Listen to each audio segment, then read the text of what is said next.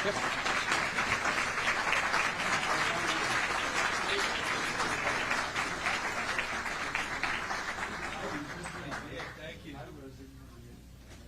Hello, everybody.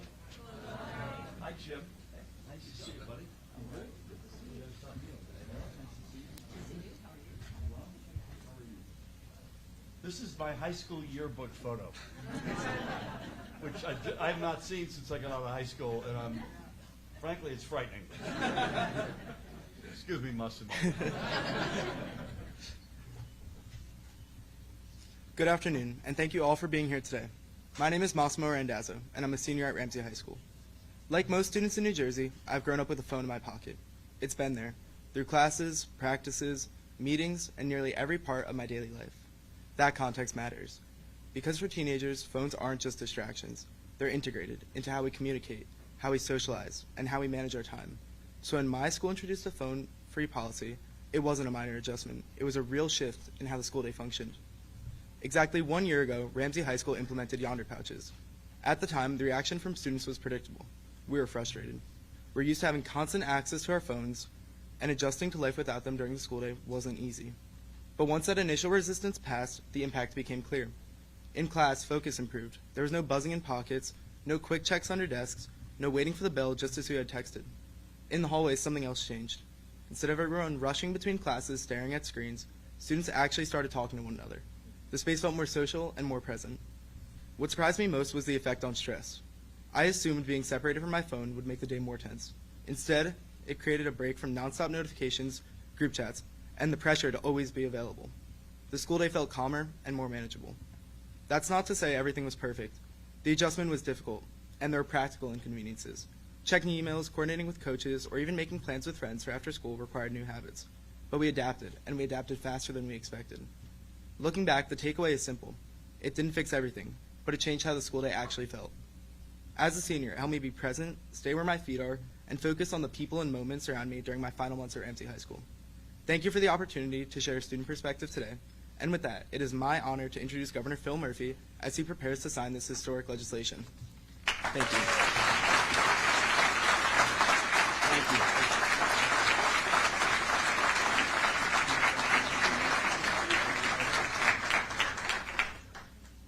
How cool is this, huh? I'm told this is the band room. I used to play the clarinet, so I feel right at home. Thank you, Massimo. That's not easy to stand up and kick things off. Good morning, everybody, especially not just to Massimo, but to the fellow students. Raise your hand if you're a student here at Ramsey High. You're everywhere. Let's hear it for the students, guys. Oh! It is a real treat to be here. It's home to NJ.com's Big North Team of the Year, the Ramsey girls soccer team that went 25-0. Let's hear it for them, huh?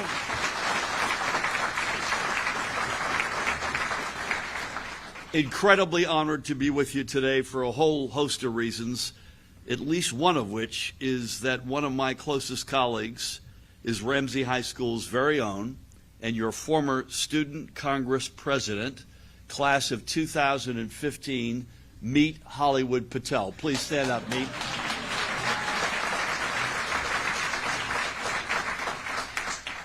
I am incredibly honored to be here this morning because we are celebrating one of the final, and I would argue one of the most consequential pieces of legislation I will have the honor of signing into law as governor. And this legislation is all the more meaningful because it will advance at least two of our biggest priorities. Number one, preserving New Jersey's best in the nation public education system. And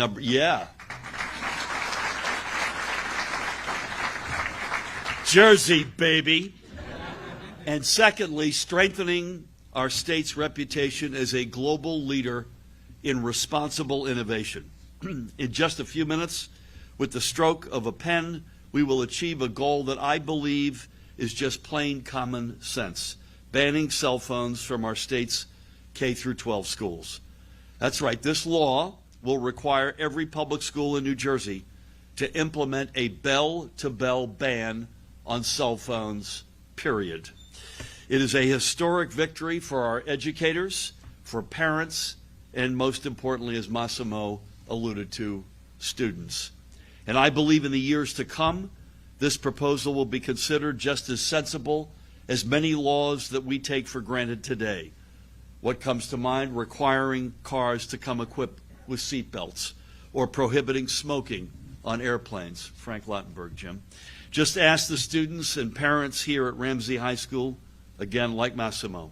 Nearly 1 year ago, I think it was literally January 7 last year, is that right? 1 year ago to the day, this campus introduced a phone-free policy. So for those of you who don't know, here's how it works. When students arrive on campus at the start of the school day, they place their phone in a pouch where it remains secure and inaccessible. And the benefits of switching to a phone-free learning environment here at Ramsey High School were both immediate and far-reaching. In fact, within 4 months of adopting a bell-to-bell cell phone ban, nearly 80% of the faculty members on this campus reported increased engagement in class. A majority of faculty members also observed greater student-to-student interaction, fewer classroom distractions, and more attentive students. And the progress we have seen here in Ramsey is not an isolated phenomenon. When you talk to educators and parents in school districts that have enacted similar cell phone bans, you will often hear the same thing. Students are more focused, they're less anxious, and they are socializing and laughing with each other, not through a screen, but in the hallways and classrooms. So with the legislation I'm signing today, we're going to fundamentally improve the learning environment for every K through 12 student by requiring every school district to follow the lead of campuses just like this one. And I say this as a dad of 4, more so than a governor. I wish this ban had been in place a long time ago. Now, of course, as with any major legislative victory, it took a village to reach this moment. So first and foremost, I want to thank the sponsors of this legislation, Senator Paul Moriarty, who unfortunately is sick and can't be with us today. I want to give Paul a shout out. Assemblywoman Rosie Begoli, who's here, and you'll hear from her. We also have Assemblyman Cody Miller, who helped get this over the goal line. So thanks to each and one of you, along with all of your colleagues in the legislature who helped get this thing across the finish line. I want to also acknowledge your extraordinary county executive, the one and only Jim Tedesco, who's in the House. We also have Ramsey Mayor Deirdre Dillon with us. I also want to thank the Commissioner of the Department of Education, my colleague Kevin Damer, the President of the New Jersey Education Association, you'll hear from him in a few minutes, Steve Beatty, Holly Moscatello, and all of her allies with the Balance Project. Great to have you. We're also going to hear from you. I also want to thank in absentia my friend, who is again not with us, the author of Anxious Generation, the one and only Jonathan Haidt. Where are the guys who met me this morning? Right here. You're right here, guys. So I want to give Superintendent Dr. Andrew Mateo a shout out, Principal Dr. Michael Thumb, Michael Biggin, who is the Director of High School Education. Is Andrew Bell here? Andrew, you with us? Where are you, man? You're like the George Washington of this movement for me. Andrew is the superintendent at Woodbury City. He invited me down to see this with my own eyes, whenever that was, 6-9 months ago. How about 11? Time flies. I've got 12 days left of the job, so bear with me. But literally, that was a transformational period, and the most important part of it, not to diminish my respect for you, was the kids alone session I had where they weren't being paid to tell me how they felt about this. Just as you said, Massimo, not easy at first, but once you got there, it was a game changer. So, Andrew, thanks for schlepping, I think 2.5 hours probably up here, right? Honor to have you. Is Jen Higgins here? Jen's the AFT pres. Jen, great to have you with us as well. Many advocates and other senior representatives of important organizations. Clearly the educators and administrators here, and as I mentioned a few minutes ago, the students and the members of the New Jersey Commission on the Effects of Social Media Usage on Adolescents, a commission whose name rolls right off the tongue. We create, why couldn't we just call it like the Bob? We created this commission a couple of years ago, and just this past September, its members came together to issue a final report outlining 20 recommendations for New Jersey policymakers. And what was the first recommendation on that list? Calling on school districts up and down our state to implement bell-to-bell bans on the use of cell phones and social media in school. And for me personally, this bill signing is something of a full circle moment.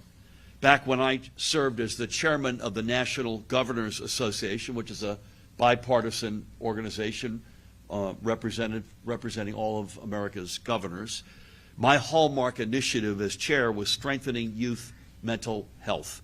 And I prioritize this challenge not just because it is one that unifies leaders of all political stripes. It's because, and you all know this, over the past couple of decades, we've seen a shocking and untenable increase in the number of young Americans struggling with mental health issues, from anxiety to depression to you name it. And by the way, the COVID pandemic did not help that. So let's face the facts. This growing youth mental health crisis did not appear out of thin air. It has only grown worse as smartphones have become more ubiquitous. So with this legislation, New Jersey is going to set a national standard for protecting our students, their mental well-being, and their ability to succeed in the classroom. And in my view, there has never been a better moment to enact this transformative policy. Because as of this past school year, we are finally starting to see something that we have been working toward for the past 5 years, and that is a return to pre-pandemic levels of academic achievement among our state students. And now our responsibility is to sustain that progress and to do everything we possibly can to support the healthy growth and development of our children. And that is exactly what this legislation will achieve. With it, we're going to create a more nurturing and supportive environment for every student. We're going to rid our classrooms of needless distractions and encourage our children to be more attentive and engaged during the school day. And we're going to make it easier for our children to socialize. For our educators to once again hear hallways filled with joy and laughter instead of fingers silently tapping away at screens. And to inspire our youth to discover new friends or new passions, like, for instance, singing a cappella with the Ram Jams. Just making sure you knew we did our homework here. By the way, this is a faux phone. Is it Michael Thumb's phone? I can't remember whose phone it is. Michael Thumb, your principal, gave me his phone. I actually, long ago, have left my phone in the truck when I go into meetings, so I don't even bring it in. But they had to take some pictures to make it look like it was my phone. So, Michael, thank you for allowing me to borrow that. That will be locked up until I am no longer governor. So thanks to everyone here today. We're going to show the world what it means for New Jersey to have the very best public education system in the nation, and at the same time to shape the future of technology both audaciously and responsibly. So thank you all. It is now my great honor, I mentioned her a few minutes ago, to introduce one of the sponsors and driving forces behind this legislation, this landmark legislation. Please help me welcome Assemblywoman Rosie Begoli. Congratulations. May have to get on my tippy toes. I'm not as tall as the governor. Good morning, everyone. Before I start, I just want to say I've been a lifelong educator, school administrator, superintendent of schools, marking this year my 25th year in education. And there is nothing more that humbles an educator, or at least makes me proud after such a long career, than being able to stand in front of you presenting a piece of legislation that I believe will have a strong impact on the lives of students. I think when we become teachers, that's exactly what we want. We want to leave a mark on the lives of the children we touch, those students that walk into our classrooms every day, and they want us to we want to have them remember us, but we certainly remember them. Education has changed over those 25 years. It certainly isn't the classroom that I walked into at the age of 21, and I still don't know why I was there at that early age. I probably shouldn't have been there, not knowing as much as I know today. But I was given a piece of advice by my mentor when I became an administrator, and it was, if you make decisions with kids in mind and students in mind, always, and you leave the noise in the background, you will never be wrong. Making decisions in the best interest of children is what we are charged to do, and that's what I believe this legislation today does. So first, I want to say thank you to the Ramsey School District. This is not easy, I know, because I'm a superintendent, for putting this together and having us all here with you today. A year ago, I think actually, Governor, I got a call on New Year's Day saying we need to start working on a piece of legislation for the cell phone bill. Can we meet on January 2nd? And I said, yes, absolutely, let's meet. And here we are again, a year later, ready to sign a piece of legislation that I can tell you as an educator I am proud to bring. I had many call me and say, will we lose local control? How will we be able to manage it? We have very large high schools. I have actually the principal of the largest high school in the state here with us today with 3,100 students. But our goal was to ensure that we had legislation that worked for every school district in the state. My goal was to make sure that we could effectively implement this policy, to work with the Department of Education on guidelines that met the desire of our governor, which was to limit cell phone use during the instructional day from bell to bell, and to accomplish legislation that would ultimately lead to more student engagement, bring students back together in conversations, have them have meaningful socialization and engagement, get teachers back to the business of teaching and not policing internet-enabled devices within their classrooms, and getting kids to calm the anxiousness of the moment. We're all living in that real-time news moment of when things are happening. We all want to know what's going on every second of every day. Kids waiting for that Snapchat to come through, or that like, or that next TikTok video that can happen in the hallway. The worry, I hope, is relieved. We heard it from students at Woodbury. We heard it from students here today at Ramsey. And through my conversations, I've heard it from students throughout the state, that even though it's hard to let go of the device, that they are thankful for the time that they have in school, that they don't have to worry about it anymore, that they don't have to compete for the attention, and that they don't have to compete with news of what's happening in the moment. I am grateful that the governor brought this legislation forward and wanted to move it along. I know it was one of your commitments, and I am incredibly grateful to you for putting this forward, as I am to Senator Moriarty for helping me and allowing me to be the person to stand with him to bring this on in the Senate, and to Assemblyman Cody Miller, who has been there every step of the way championing for this bill, and certainly to all the stakeholders that are here today, many of whom are my colleagues and dear friends, to Screen Aware of Montclair, who brought this to my attention and fought very hard for this day to happen, to all the advocates, colleagues, organizations that really set the tone and stage and advocated on behalf of students, on behalf of teachers, and on behalf of safer, quieter schools and more effective learning. And most importantly, I want to thank every student, parent, and teacher and school administrator who came to the table to voice their support for this legislation. I thank you all for being here, and I cannot wait for the stroke of the pen, and that September will start with a new day in our schools. Many schools have implemented this policy. We look forward to every school having a policy that works for them in September. Thank you.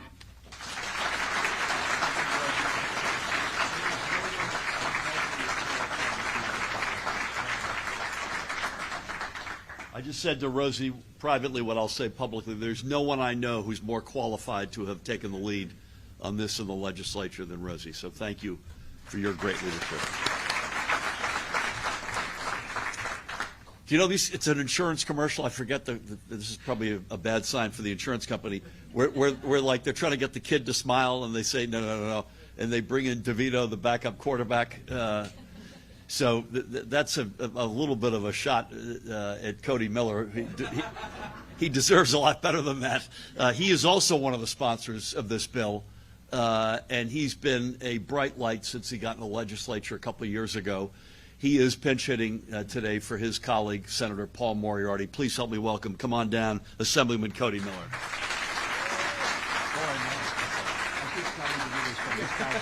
Okay. So I just want to thank you all for being here today. As the governor said, unfortunately, my senator could not be here, my legislative colleague, Senator Paul Moriarty, so I want to start off by thanking him for getting this across the finish line. Rosie knows we had phone calls. Paul was calling us, has this been posted in committee? Is the speaker getting it posted on a voting session? And Rosie, to you as well, you have been phenomenal to work with. I know that you have pushed, you made countless phone calls to get this across the finish line, and you are a primary driver just like Senator Moriarty was with this legislation, and also to the governor. You had a vision to do this, to get this done.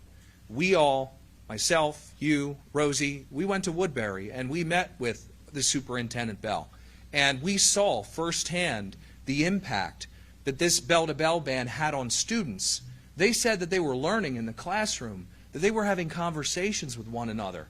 That is important. That's what we need to do more of, especially with all that we have going on in society. We need more conversations. We need more engagement. To close out, there are 3 winners. The first winner with the signing of this legislation are the students that are going to have more time to focus on their classroom studies, to do well, to excel academically. That's why those are the winners of this legislation. The second winner are teachers who have had to deal with the distractions in the classroom, that have not been able to focus. They've been focusing on managing behaviors versus managing educational expectations. They're going to be able to teach in the classroom, and that is important. And then third, the community at large. Massimo said it best. Students now in the hallways are having conversations with one another. I think we know we need to have more conversations with one another. This is going to allow students, teachers, everyone to start those conversations again, to engage. We all go to the store. We know what it's like. Everybody's on their cell phone. Same way if you go to a school system that doesn't have a bell-to-bell ban. They're on their cell phones. They're not engaging. The governor talked about COVID, the pandemic, and what the impact it had on educational outcomes and engaging. This is going to stop that. This is going to allow people to have conversations. So to all of those who worked to get us across the finish line, thank you all for today. Thank you.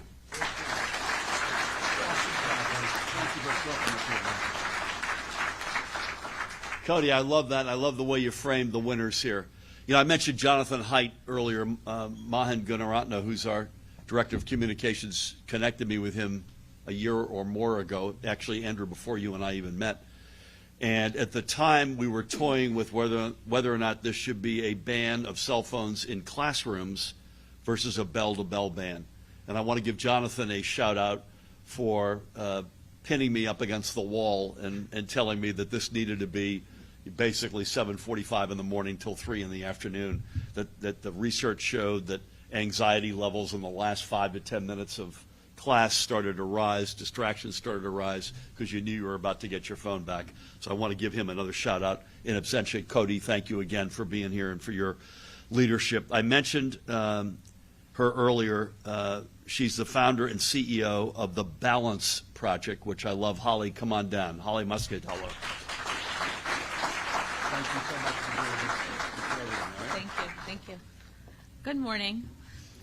Thank you, Governor, for your leadership on this critical topic of removing smartphones and smart devices from our schools. As a mother of 3 children who grew up without a smartphone in my pocket, I have seen and experienced firsthand how modern technology is reshaping childhood today. This exact recognition led me to found the Balance Project.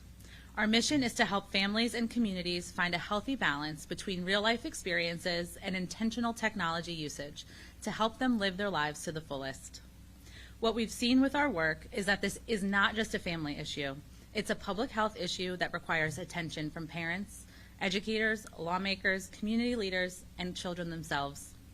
And so, on behalf of parents everywhere, we are so grateful to you, Governor Murphy, and to you all who have pushed this bill through, because you are paying attention and you have taken meaningful action, and we are so grateful for that. While technology and smart devices are certainly not the enemy, in fact, they are a critical tool that support modern living, we must recognize that they are changing the way we live, how we spend our time, including our children. As a society, we've gone from spending 0% of our time on the internet less than 40 years ago to spending an average of 75% of our waking hours connected in some way. Let that sink in, right? That's a huge shift in a very short period of time. According to recent data, American children are spending an average of 7.5 hours a day on a smart device outside of school hours. As a parent, this matters because I know how important this time is for our precious developing children. I know that their brains are forming neural connections at the highest rate of their entire lives, and that those connections are either strengthening or weakening based on how they spend their time. I also know that their brains are still developing impulse control, emotional regulation, and their identities. And I know that smartphones, smart devices, and social media are engineered to capture their attention and amplify that social pressure at a time when they are most vulnerable. When our children spend their school days tethered to a device, not only are they distracted from their education, but they miss out on so much of their social development, connecting and interacting with their peers, with their educators, learning how to navigate disagreement face-to-face, how to read body language, or how to handle 5 minutes of boredom without scrolling. All of this is why removing smart devices from schools isn't punitive. It is a developmentally appropriate protection that restores learning, focus, and connection. When the phone goes away, the voices come back. Eye contact returns. Concentration deepens. Governor, by setting these boundaries, we are telling our children that their focus is valuable and their future is worth protecting. And so again, we are so grateful to you and the state of New Jersey for taking this important step. Removing smart devices from schools isn't just about removing a distraction, it's about restoring the physical world as a priority. It's about leveling the playing field for all New Jersey students. And most importantly, it's about ensuring our kids can be kids. Thank you for helping us reclaim our children's focus and for supporting parents to bring balance back to modern childhood.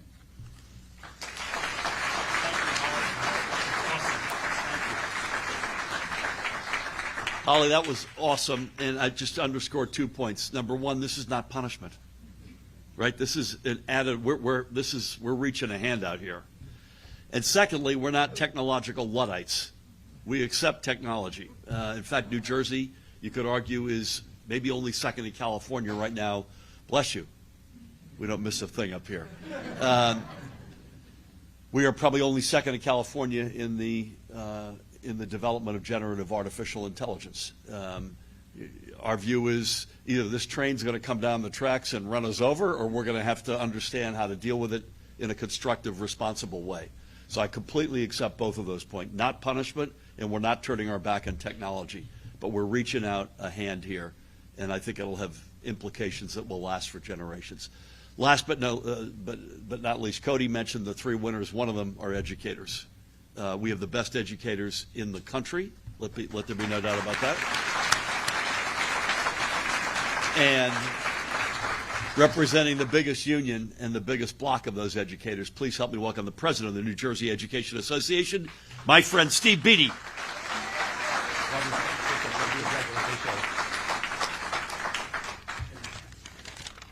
Well, thank you, Governor. Appreciate that and the opportunity to speak. And I want to thank all of the administration, faculty, staff, and students here at Ramsey. Although when I was a high school teacher for 25 years, my kids were like, ooh, field trip today? Great. We get to come out and not be in class. But I appreciate the opportunity. Again, thank you, all of our speakers, Assemblyman, Assemblywoman, all distinguished guests, my colleagues from NJEA as well. It's my honor to be here. Again, I'm Steve Beattie. I'm a proud high school social studies teacher, teaching 25 years at Bridgewater-Raritan High School in Somerset, now serving as the president of the New Jersey Education Association. So representing those teachers, I'm very proud to say that we are here lauding this initiative. You've heard people speaking about the value of this. I have 2 daughters.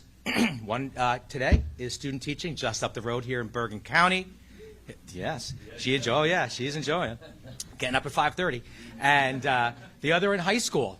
And her high school has been proactive about this. They started to initiate cell phone bans going back a year, and you can see a measurable difference. And I'll just say, as a classroom teacher, right, we do so many jobs as educators in our buildings. Psychologists, all the things that we do to nurture our students, and phone police should not be one of them. And that's really where we are today. And I want to say that no one of our educators understand importantly how this will affect students' social and emotional health. You know, over these last several years, we've seen how that has affected the impact of the internet, the pressures. I know when I was in school back in the photo news, right? And if something embarrassing or else happened, you know, 12 kids made fun of you or whatever happened.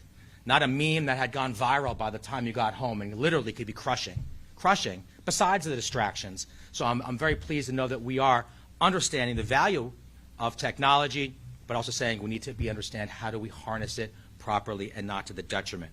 And there's urgency in this work, and we're grateful to the governor and everyone else for his leadership on all these challenges as he prepares to end his 2 incredible terms, as I would say, the best education governor in the generation, if not the country. So thank you, Governor Murphy.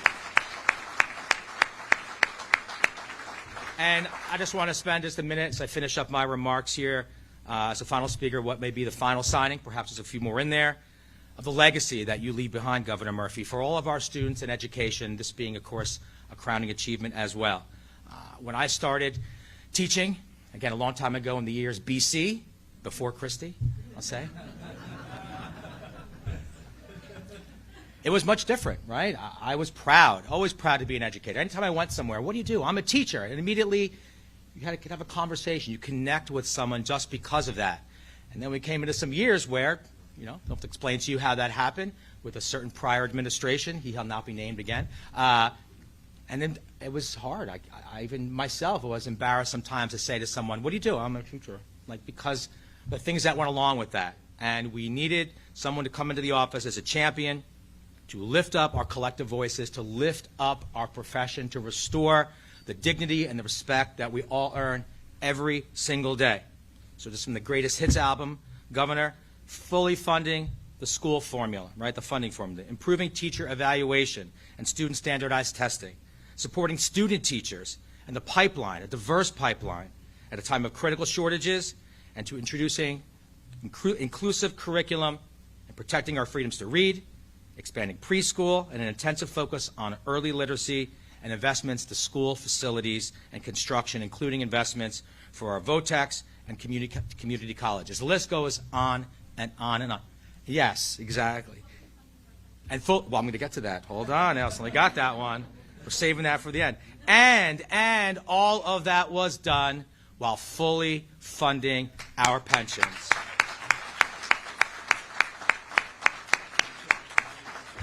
We know that no one goes into education to be rich, and we understand that it's a factor of the things that are so richly deserved and earned, so we appreciate that. Our educators appreciate it, and hopefully take that further.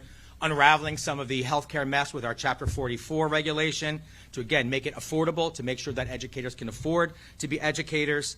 And not only that, the full pension payments have set us on a trajectory undoing the damage with several credit upgrades, and the promise to educators that they can retire with dignity at a reasonable age, and having done that work. So that's who this governor is. We stand here today putting some, I think it's cherry on the sundae, so to speak, but really a very large sundae full of scoops that are our pension payments and all the things that have brought dignity and respect back to the profession for the benefit of our students and our educators. He's a governor who has made true on his promises to public educators and public education in our schools. From day one, he's always made it a priority, lifted up the importance, lifted our voices as educators, and we truly, truly appreciate it. The recipient of our Friend of Education Award, one of our prestigious awards, and this is really such a significant legacy that our governor leaves behind after his 8 years of service, changing the lives generationally. This included, as we understand how important this is for our educators and our students. So, Governor Murphy, Phil, I think it's the first time I called you Phil, at least in public, aren't you? On behalf of our... Thank you, Mr. President. Thank you, sir. My mom will be very happy to hear that. On behalf of our 200,000 educators, our members, the families and the communities, thank you, thank you, thank you.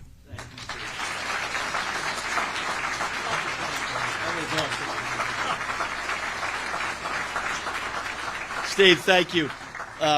You're welcome to stay up here and speak some more if you'd like. I said to Rosie, I feel like I had slipped Steve a 20 or 100 to say all those nice things. But all kidding aside, that means a lot to me. And as I mentioned to Rosie, this comes to me naturally. My sister was a Boston City school teacher for 35 years and used to speak to me in her teacher's voice. When you combine that thought with a Boston accent, watch out. But Steve, thank you, and to all the educators here and throughout the state. So, as they say in Hollywood, it's a wrap. So from Massimo to Rosie and Cody to Holly and Steve, to each and every one of you here today, especially our students who are the big beneficiaries here, from the bottom of my heart, I say thank you. Let's sign this sucker.